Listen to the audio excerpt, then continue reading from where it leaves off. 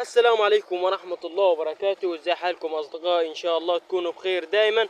معاكم اخوكم ادهم من قناة عالم الزراعة. ان شاء الله موضوعنا النهاردة هيكون عن الكوسة. وطبعا انا وعدتكم وانا بزرع في الكوسة دي وقلت لكم ان شاء الله اي نتيجة انا هعملها او اي تسميدات او اي حاجة انا هوجهها الى الكوسة دي ان شاء الله هعمل لكم فيديو عشان تمشوا معايا خطوة بخطوة. لو انت زارع معايا اكتب لي بارك الله فيك وتابع معايا الخطوات اول باول.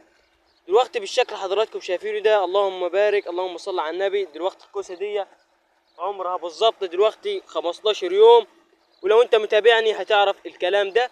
وطبعا عشان تعرف ان هو الفيديو هو بصوا اهو الحوض يا جماعه.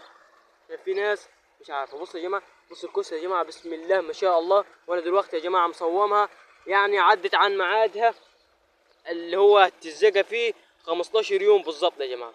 يعني انا بسقيها كل 15 يوم. النهارده قاعد اديلها حوالي 20 يوم بالظبط بعد الانبات. فاهمين يا جماعه؟ يعني هي دلوقتي بدات تنبت بقالها 15 يوم وخمس ايام الوقت اللي هي خدته عبال ما نبتت في الزراعه.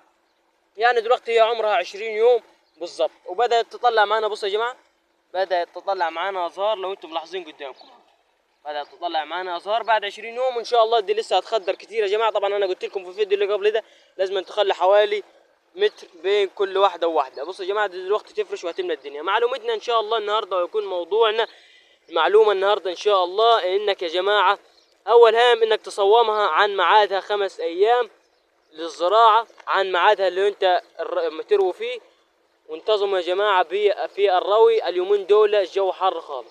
وان شاء الله موضوعنا الثاني ان شاء الله المعلومه الثانيه هتكون لو انت زارع في ارض رمله وبدات تنبت معاك حشيش بالشكل اللي حضراتكم شايفينه ده، هتبدا انك تنقيه بالشكل اللي حضراتكم شايفينه ده.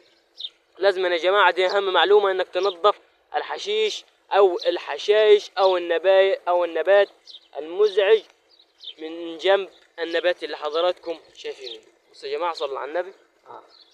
لازم يا جماعه انك تنظفوا الحشائش او النباتات اللي مش كويسه دي يا جماعه من جنب النبات يا جماعه. ودي احفن نبات يا جماعه. احفن نبات اللي هي الحشائش دي بتضر النبات اللي حواليها يا جماعه، بتضر اي زراعه جنبيها بتضرها يا جماعه. بصوا يا جماعه الصرابه اللي انا لسه منضفها بالشكل اللي حضراتكم شايفينه ده. طبعا زي ما انا قلت لكم لو انت زرعت معايا ما تنساش تكتب لي في الكومنتات بارك الله فيك. ولو انت ما زرعتش يبقى الحق ازرع دلوقتي وما تنساش تتابعني علشان اي فيديو انا اعمله يوصل لك جديد. وزي ما انا على طول بقول لكم، طول ما انت مش متابعني فانت فايتك كتير عن الزراعة.